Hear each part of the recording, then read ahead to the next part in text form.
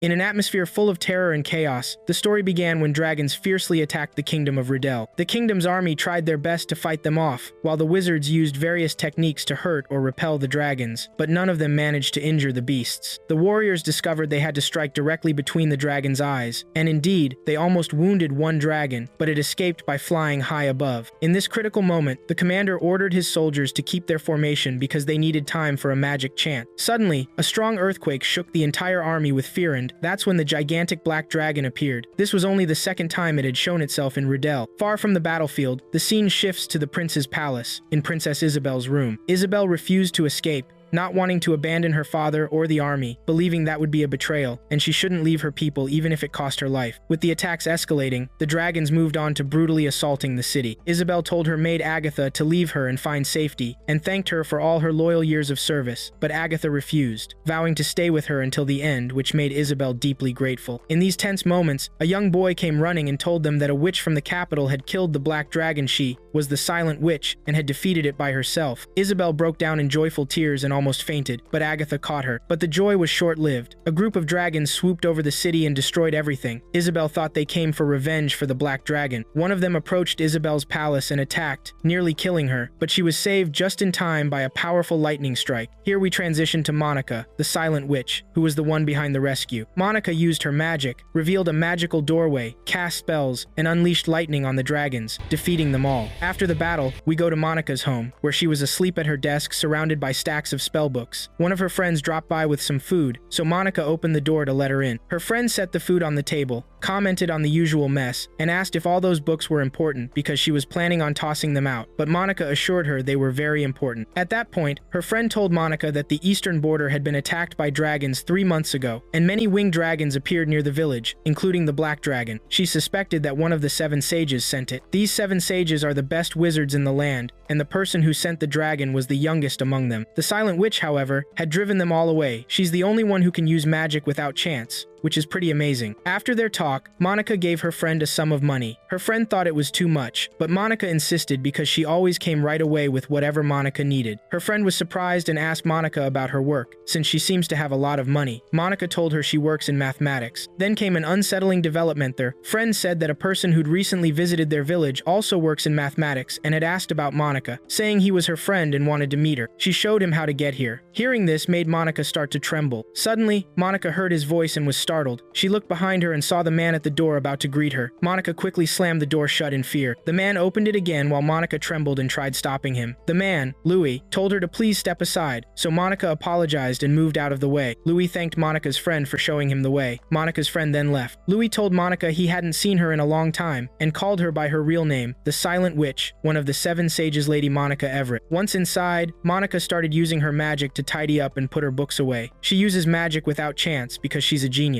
The story of Monica's mastery dates back to when she was studying at Minerva Institute for witch training. Monica was very shy and had a hard time interacting with people. Whenever she ran into a stranger, she would start trembling and couldn't speak. In the worst cases, she'd even pass out. She couldn't say the magic chants and was on the verge of failing until she had an idea. If her anxiety stopped her from chanting in front of examiners, she figured she would just try using magic without reciting anything. After that, the genius girl perfected spellcasting without chance. Back in the present, Monica kept tidying up but collapsed from exhaustion. Louis noticed she was still wasting her energy, so he asked his maid, Rin, to activate a soundproof barrier. Monica was surprised by this and thought to herself, if humans could control mana without spells, I wouldn't have needed to master chantless magic. Louis then told Monica he had come because he needed something from her. He explained that, by secret orders from the king, he had been working as the personal guard for the second prince. Even though his loyalty lay with the first king, he'd been given this job for some unknown reason, and he was suspicious about it. Still, talking about the king's intentions based only on his own guesswork would be rude, so he didn't tell her more. Louis explained that he was ordered to protect the second prince, Felix, without his knowledge. Felix studied at Serendia Academy, an elite boarding school. Louis admitted he could sneak into the academy, but it didn't suit his reputation or looks to be sneaking around like that. Rin thought Louis was showing off, but he didn't care about her opinion at all. Then, Louis gave Monica a complex magic item brooch that combined tracking and communication, with danger detection and a short-range physical magic shield. Louis was amazed. Monica figured this out just by looking at it, which showed how skilled she was. He confirmed that he had made it himself. He explained that this brooch, plus the matching one he'd given to Prince Felix, were identical, allowing him to track Felix's location at all times. Monica, worried, asked, "Isn't this spying?" But for Louis, it was normal. He'd been ordered to follow and protect Felix. Monica thought Louis would be in trouble if the prince found out, but Louis thought she was being too serious. He told her an old saying, "What he doesn't know won't hurt him." Then he explained his frustrating situation. The king had given this brooch to the prince as a gift, but it broke the very next day after Felix got it. And that happened after Louis had spent an entire week making it, non-stop, without sleep or food, all that hard work gone in one day. When the brooch broke, Louis couldn't stop bitterly laughing at the irony, especially since he'd endured being away from his wife to design this intricate piece. He began to laugh bitterly as he recalled the painful situation. Monica worriedly asked, "Is the second prince okay?" But Louis reassured her he was fine despite his extreme fatigue. He explained that when the brooch broke, the prince gathered his strength and rushed to the academy. When he arrived, they told him nothing important had happened and the brooch broke by accident. At this point, Louis couldn't hold back his anger, so he shattered the brooch with his hand out of sheer frustration. He asked Monica, "Do you understand what I mean now?" But Monica understood nothing of all this complexity. Finally, Louis frankly asked her to go to the academy and protect the second prince, but Monica strongly refused, believing she shouldn't have to do it. But Louis saw her as the perfect person for the job. Unlike him, she was part of high society. Even at formal events, her head remained covered and her voice low, so no one knew her true face. And it never occurred to anyone that a simple girl like her belonged to the prestigious Seven Sages, which made Monica feel very scared. Monica desperately tried to object, but Louis rejected it because she could use magic without incantations, which was perfect for providing covert protection. Monica cried a lot because she didn't want this heavy burden. Louis firmly told her that she had joined the Seven Sages 2 years ago, but she was still cooped up in this house, immersed only in paperwork. True, Monica had killed a dragon 3 months ago, but Louis had killed 10 dragons in the past 3 months and saw no point in bragging about it. He explained that she was one of the kingdom's top mages because she was a Seven Sage. Then he approached her and told her there were actions only she could carry out. He asked her, "Do you know that or not?" which made Monica very scared. She told him she had only joined the Seven Sages as a reserve, but Louis clarified that he would entrust His Majesty the King with full responsibility for guarding the second prince, meaning she had no choice but to accept the mission. Monica surrendered and reluctantly agreed afterwards. Louis wanted to tell her some important details, so she listened attentively. He told her that a long time ago, there was a girl without a family in a convent on Count Kerbeck's lands. The former Countess Kerbeck saw a resemblance between the girl and her late husband,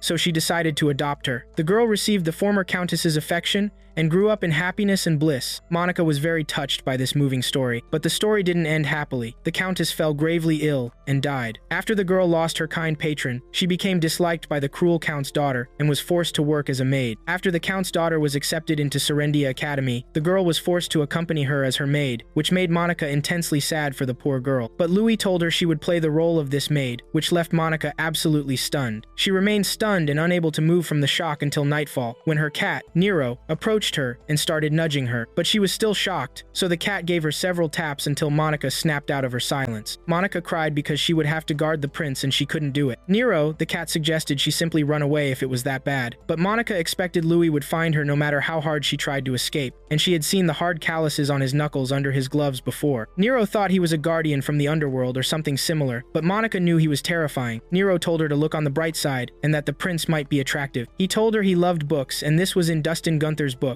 so he was fully aware of the matter, but Monica didn't know this. Nero asked, "Shouldn't the Seven Sages participate in events? Have you seen him before?" But Monica always closed her eyes at those events. Monica went to the garden to enjoy singing with the pigs. Then she flew with Louis and Ren. Ren told them they would arrive soon and suggested a revolutionary landing, but Louis saw no need for such a display. They arrived at Louis's house, where his wife Rosalie came and began examining Monica. She saw that Monica had malnutrition and anemia and asked her age. After learning she was 16, she told her she was too thin and quickly took her for treatment. Louis was annoyed because Rosalie was supposed to welcome her husband first, but for Rosalie, the patient always came first. After that, Louis saw that Monica was in good condition and ready to meet guests now. Monica was surprised by the presence of guests, so Louis asked her, "Who are you from now on?" Monica thought the background story he'd created for her would bother people when they heard it, but Louis told her he heard Count Kerbeck said she was like a poem and he liked it. He asked her, "Is Count Kerbeck's name familiar to you?" She told him it was the name of the area where the dragon she killed was. Louis explained to her that this was the area she had protected 3 months ago and where she had killed the dragon. The Count said he agreed to cooperate if it was for the silent witch. He asked her to go meet the guests, and there Monica met Isabel. Isabel began mocking Monica and her clothes, telling her that her name was recorded among the lower classes in Count Kerbeck's family, and that this was a great embarrassment to their family. She continued mocking her again, then asked about her tone. "Do you think my voice suits a villainess?" And she told her she trained every day to improve her voice. Then she welcomed Monica, acknowledging she was the silent witch, and that she was playing the role of the villainess with her. She introduced herself as Isabel, Count Kerbeck's daughter, and thanked her for killing the Black Dragon, marveling that she did all this alone. She also didn't just defeat the Black Dragon, but used wind to carry the fallen winged dragons to protect the city from harm, then disappeared without saying a word. Louis asked Monica to greet Isabel too, but she couldn't. So Louis said she was very shy, but Isabel wasn't bothered by this. She knew Monica was stronger and braver than others. She had heard that she would infiltrate Serendia Academy this time, and told Monica she would bully her mercilessly again and again, so no one would suspect she was one of the 7 sages. She asked her not to worry at all. Monica dreamed of her father when he brought her a measuring tape,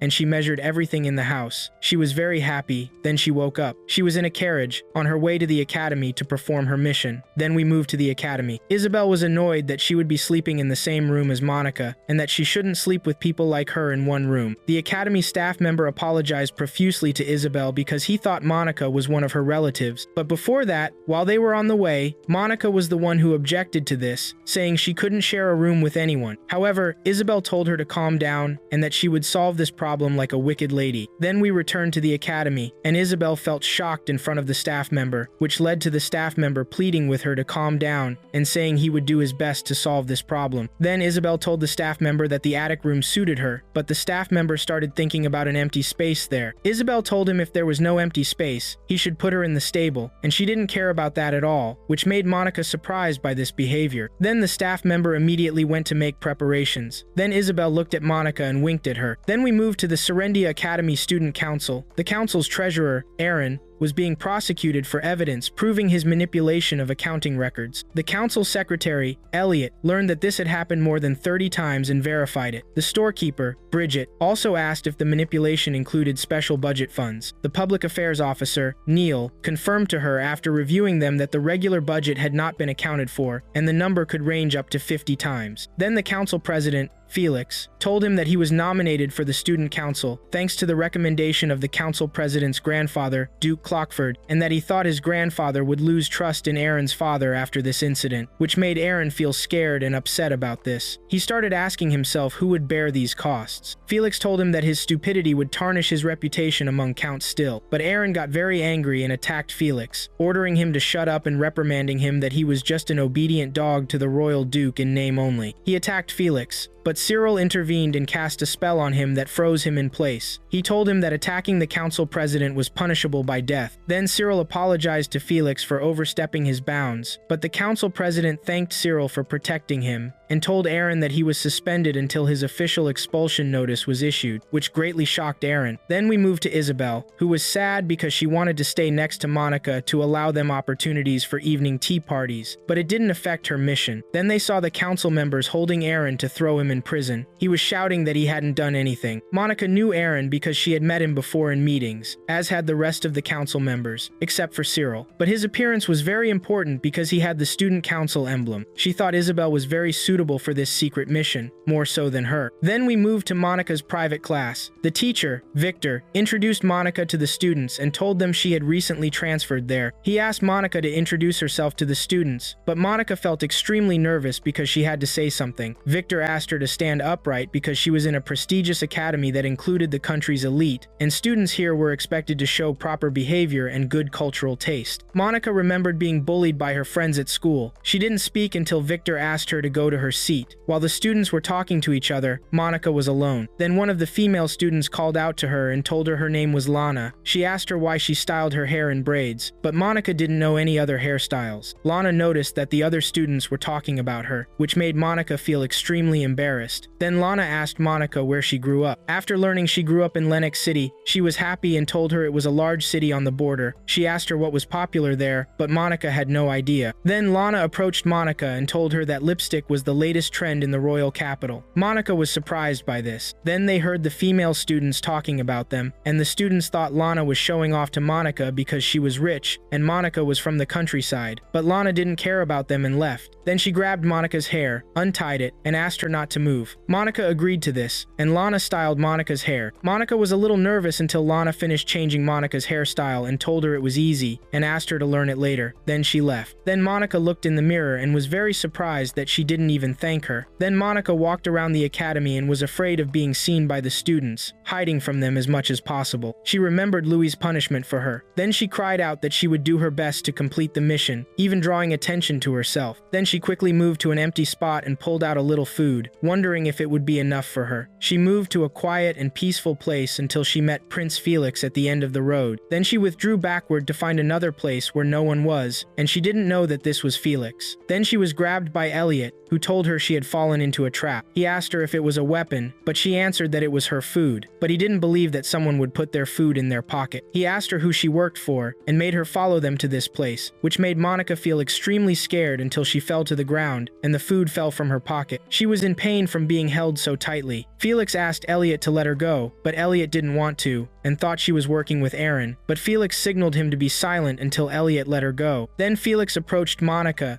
and told her he had heard about a transfer student in the 2nd grade of this world, and asked if it was her. "And your name is Monica." Monica was extremely embarrassed and answered him in sign language that it was her. Then Felix told Elliot that she wasn't one of Aaron's associates, and that she was just a small squirrel that lost its way. He picked up the nuts from the ground and gave them to her, and also apologized to her. While Monica was trying to thank him, Felix felt something falling on them from above, but Monica used her magic to push it away, and Elliot quickly went to investigate the matter. Then Felix asked Monica if she was okay. Then Monica lost consciousness and dreamed of a nightmare of being kidnapped and tortured by a thief. Then Monica woke up startled. Then Selma came to her. She was the representative of the health committee in her class and asked her if she was okay because she heard she had fallen to the ground. She started examining her and told her that she could return to her dorm after she calmed down. Then Monica moved to her home and was very tired. Nero came to her and asked her how it went, but Monica thought it was impossible. Nero asked Monica if she had failed on her first day. She was about to cry, but Nero asked her to stop so she wouldn't fail next time, and asked her to play with their marbles or something similar. But Monica thought that mind manipulation magic shouldn't be used for such matters because it could cause memory loss or a state of delusion. Nero felt scared of this and asked her to skip it and try again, but many people were good to her today, but she couldn't even thank them properly. But Nero would take care of this, and he asked for it himself. Monica was surprised that he could do this, but Nero transformed into a person and asked her for her opinion on this. Monica was very scared, and he asked her to give him what she had, but she asked him to return to his original form again, and that she didn't want him in this form, but he asked her to tell him thank you. She was running away from him because she was afraid of him being human. Then Nero stopped joking with her and saw a suspicious person from the window. Monica looked at him carefully and saw that he was an unknown person in the girls' dorm. Nero expected he was here targeting the prince. He asked her if they should chase him, but Monica told Nero that she had met Prince Felix.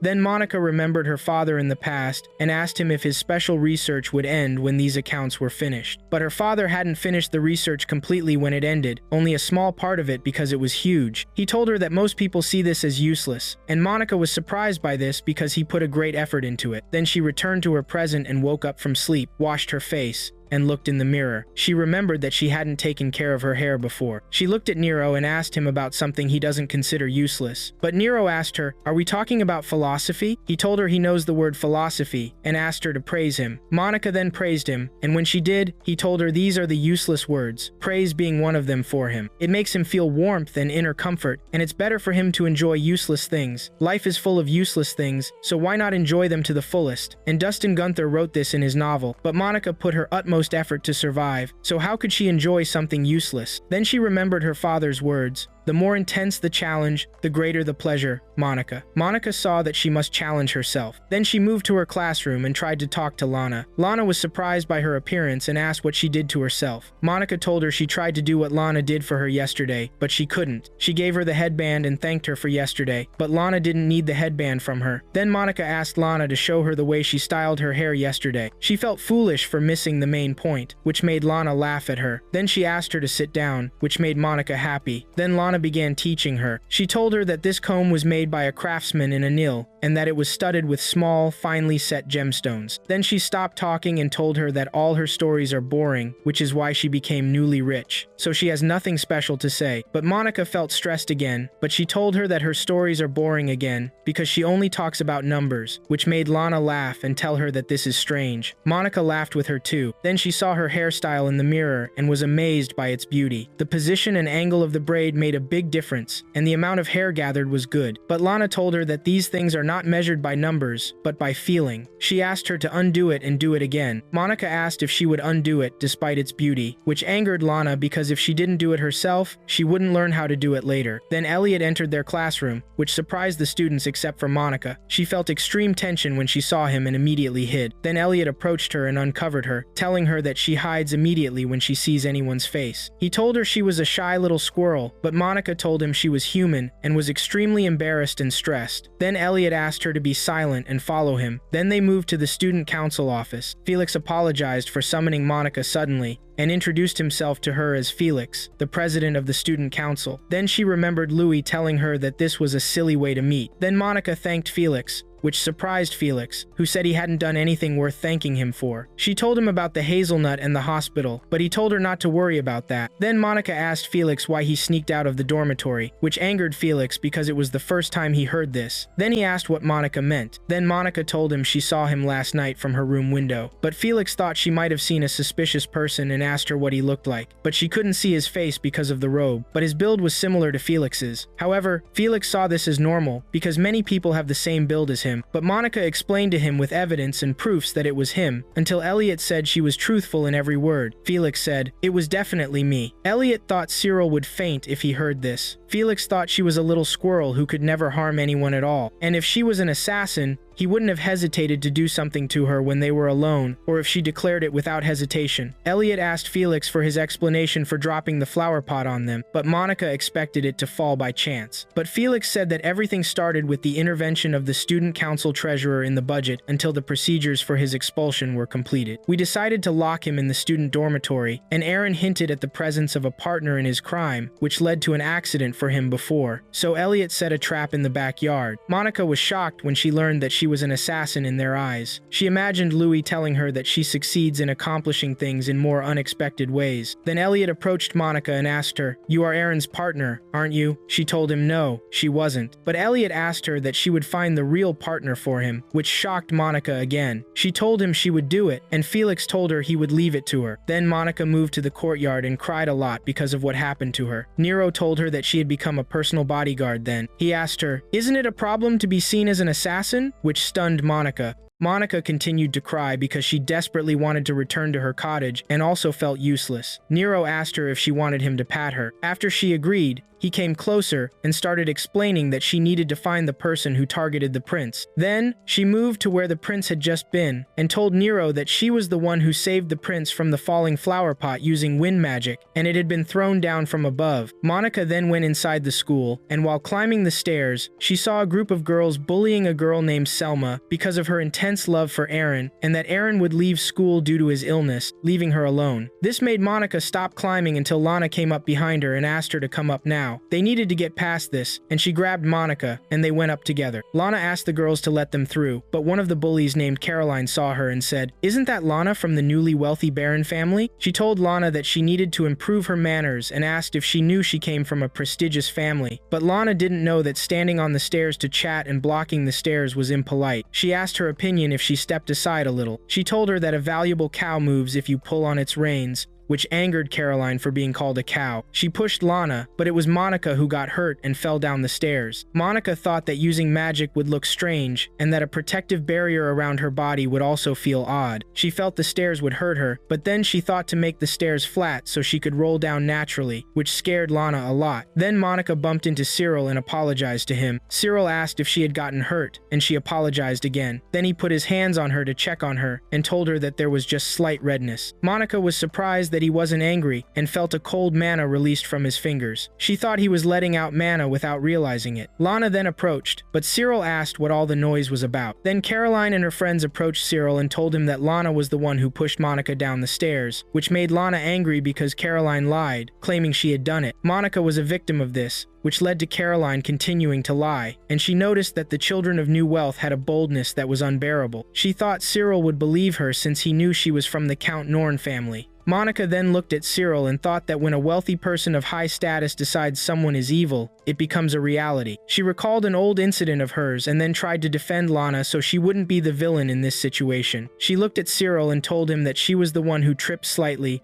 and was the one who neglected to be careful. Then she quickly left, which surprised Lana. Monica then moved to the room where the flower pot was thrown from, and there was a girl playing the piano. Monica asked her if she could see something on the balcony, and the girl told her to hurry up. Monica went on to the balcony and saw 3 plants and an empty flower pot. She tried to look over the balcony but couldn't see much. So she stepped onto the flower pot and looked at the one that had been thrown at Aaron and confirmed this was the spot. While leaning on the balcony, her hands got dirty, but she only had this one pair of socks. The other girl finished playing and told her she had to close the room. Monica then asked the girl if she had the key to this classroom, but the girl told her that if she wanted to book this spot, she had to submit a request form to the teacher's room. Monica thanked her. Then, we move on to Felix's room, where Eliton asked if Monica was appealing to him. However, Eliton saw that Monica wasn't of noble birth at all, but that was better than their meddling together and drew more attention to them. Being alone at night would have been worse, but Felix didn't want Lord Clockford to interfere, even if they called him the Duke's obedient dog, and most importantly, he didn't want to hear that Felix Arc-Riddell was incapable of handling a case of this magnitude. Then Monica came to them, and Felix warmly welcomed her and asked if she had made any progress. She told Felix that she knew who the culprit was. We then moved back to Selma, who was being bullied again by one of the girls. Then Eliton arrived in class, approached Selma, and asked her to come with him for a minute. They went to Felix's office, and he told her about 2 incidents, the sign that fell on him and the flower pot. He informed her that Monica had told him she was responsible for both incidents, which shocked Monica. Felix asked her to explain, and Monica said that the location of the sign incident had been cleaned up, but the flower pot was still not clean. She told him the flower pot had been dropped from one of the other balconies in the east wing, and all the balconies were decorated with flowers. Then she started using math again, but was embarrassed when Felix asked her to skip it. She informed them that this happened from the 4th floor, and that she had returned from the music booking at the same time, but Selma told her she only went to water the plants. Monica told her there wasn't much difference in their height, and that the balcony's railing was high enough to prevent anyone from falling. There was an overturned flower pot, and it was clear. Monica asked Selma if she thought she had stood on it, but Selma replied that it just happened to be there. Then Monica discovered that Selma was wearing gloves today, but when she first met her in the clinic, she noticed the softness of her fingers and their whiteness. The reason she hadn't worn gloves that day was because they got dirty when she moved the flower pot. Monica also informed her that she had found a pair of dirty gloves in a trash bin next to the music room, which were embroidered with her first name, causing Selma to panic. She told them she was indeed the culprit, and that the flower pot and the sign and the council budget all of it was her doing, and she had just deceived Aaron. She pleaded for them to have mercy on him and not take him away from someone who had nothing. Then Selma left with Eliton,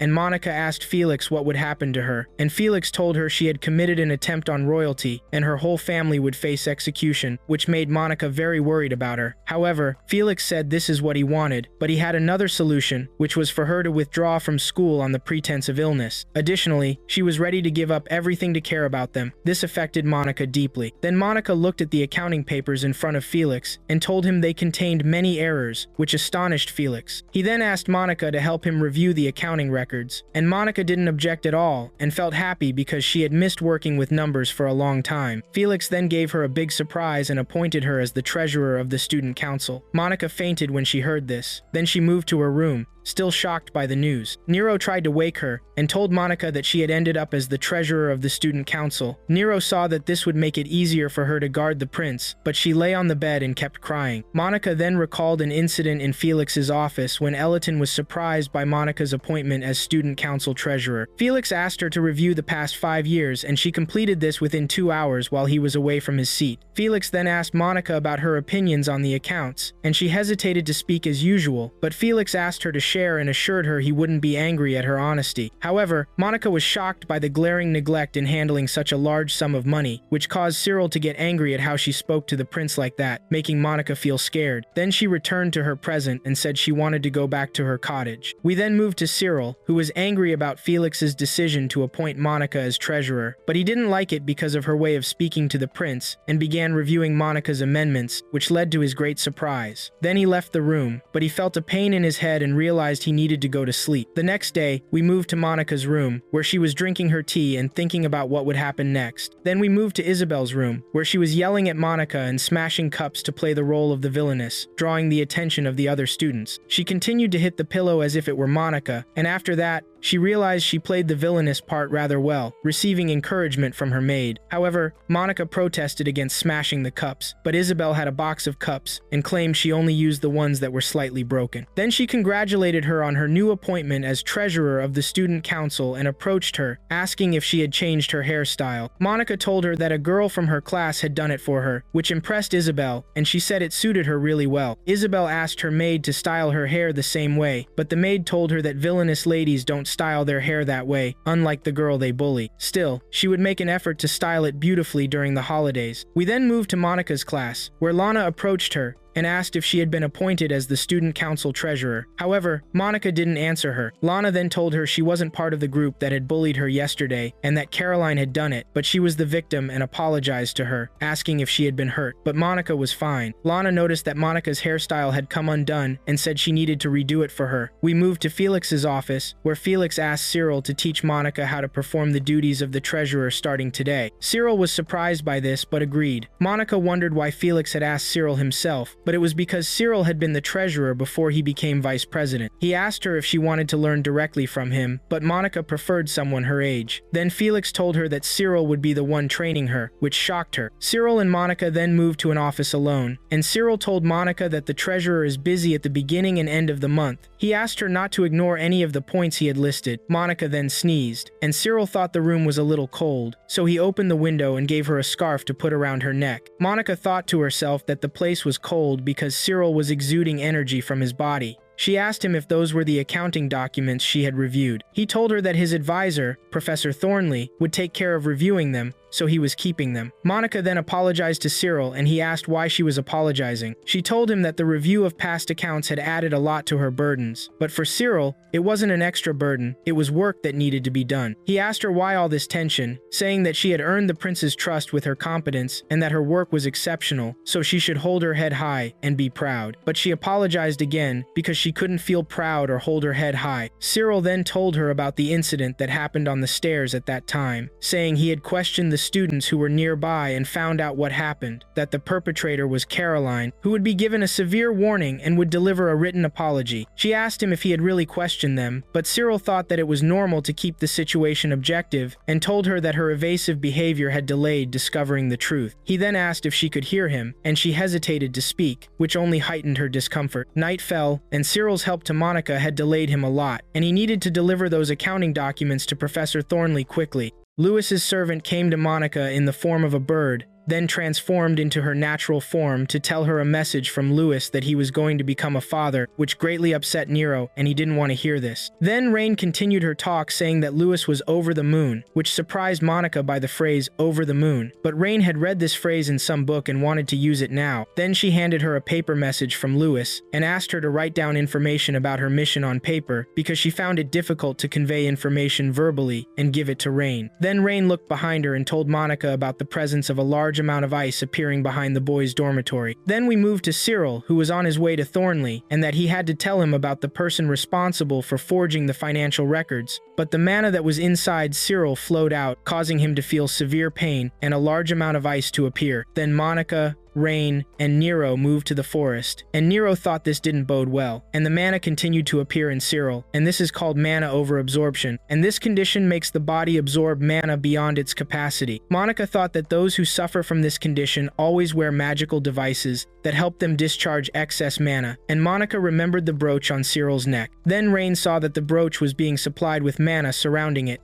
but Monica thought they had to do something because it had become malfunctioning. Then Nero rushed forward and climbed up the ice and grabbed the brooch with his mouth and tried to pull it off, but he received a blow that pushed him away. But Cyril asked her to stop, but Rain saw that he was losing consciousness, but was still continuing. Then Monica approached him, but Cyril kept repeating that he didn't hand it over because he had made a promise to his father about it. Then Monica received several blows from blades, but she succeeded in destroying them immediately. Then Monica showed her own magical power, but Cyril remembered his father and that he didn't didn't want to leave the brooch at all, which led to Cyril being covered by mana, but Monica succeeded in melting the ice completely using her power. Cyril looked at Monica and imagined she was his mother, then remembered when he was with his mother in the cemetery visiting his father, but one day he was running to tell his mother something and that he would be adopted by one of the families, but his mother told him that he was a son of the noble class. Then he returned to the present and saw Monica with the brooch in her hand, and asked her to return it to him immediately because it was very important. Then Monica approached him and placed the brooch on Cyril's chest. Then Cyril lost consciousness. Then Rain and Nero approached them, and Rain was amazed by Monica's action. Then Monica said that she added a protective spell to the brooch so there was no fear for him now, and Nero asked if there was a need for all this. Monica expected his condition to be somewhat of a burden, but if he used it well, it would become a source of real power, and Monica wanted Cyril not to consider this a curse. Then Monica asked Nero to take care of Cyril, and she and Rain left, because she discovered that Cyril's previous condition was not mana poisoning but more like symptoms of real manipulation, and she remembered the situations of arresting Aaron and Selma. Then she moved to Thornley's house, and when Thornley came out of his house he was surprised by Monica's presence and asked her if she forgot the curfew, and that it's not allowed to go out without prior permission, but Monica interrupted Thornley's words and asked him what he would do with this, and if he intended to replace it, there was no point, and that she had memorized all the numbers in the documents she reviewed. She remembered during her review that the financial records had been chaotic for a long time, but for the past 5 years the forgery methods had become more sophisticated, and the amount of embezzled money had also increased, and this started in the year that Thornley became advisor to the student council. But Thornley attacked Monica and grabbed her and threw his papers on the ground and told her that magic research required large amounts of money. Then he used several spells until power appeared from his hands, and Monica discovered that he was now trying to manipulate her mind. Then Thornley put his hands on Monica's head and asked her to erase what she saw from her memory, but Monica saw that this had nothing to do with perfection, which amazed Thornley. Monica also thought that mind manipulation magic required complex and precise magical formulas and concepts, and that a magical formula full of flaws like this was far from perfect. Then Monica used her power, which pushed Thornley away from her, which amazed Thornley at Monica's power. Monica was reformulating Thornley's magical formulas and turned the formulas into a group of butterflies, which upset Thornley because each butterfly contained a magical formula. Thornley continued to be amazed at Monica's power and how she could do this without chance. Then the butterflies gathered around Thornley completely and hid him completely and blocked his vision, and Monica told him that this effect would last for 24 hours and that he would lose consciousness inside. Then Thornley moved to the school with his mind manipulated and wondered why he was here, and he had a book in his hand and told himself that he had to return these modified documents to the student council. He thought that Cyril realized he had manipulated them just by looking at the handwriting and that erasing memories wasn't enough, and he might resort to brainwashing. Then he asked about the student council president. What about him? Then a small pig appeared to him, holding the book, and Thornley asked what the pig was doing here. Then the pig multiplied. Then Thornley and the pigs moved to another place where Monica was singing her favorite song, and the pigs started multiplying around Thornley and getting very close to him until Thornley fell to the ground and was covered by the pigs. Then we moved to Monica again, and Thornley was lying unconscious on the ground in front of her because his mind was manipulated, but Monica was scared and wondering what she should do. She thought it was over for her because she used mind manipulation magic and started looking around and said it was forbidden and cried. Rain appeared to her and asked her to leave the matter to her and told her that Lewis would probably torture him, but she meant he would interrogate him first, then do something with him based on his answer. Rain asked Monica what she did to Thornley, but Monica told her he was in a dream that included a beautiful sequence of numbers. After a few days we moved to the school and moved to Monica's class, and everyone was talking about what happened to Thornley. Then Lana saw that Monica's braid was starting to come undone. Monica knew Lana was right because she found it difficult to do it. Then Lana whispered to Monica that one of the 7 sages was the one who arrested Thornley, which surprised Monica. Then Lana thought that the one who did this was Lewis Miller, the barrier wizard, and that she saw him in the royal capital and that he was wonderful, and Monica confirmed this to her while trying to fix her braid. Then Lana continued talking about the 7 sages and started pronouncing their names in order to Monica. Then Monica interrupted Lana's conversation and told her that she did what she could to fix the braid, and Lana told her she did well. Then we moved to Felix's office and he asked if Cyril had also recovered. The lizard told him that he had already recovered and that his condition was caused by mana poisoning, and it seems someone carried him to the boys' dormitory